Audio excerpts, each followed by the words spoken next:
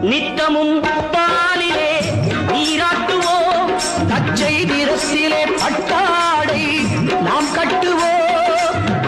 நித்தமும் பாலிலே நீராட்டுவோம், பச்சை நிறத்திலே பட்டாடை நாம் கட்டுவோம்.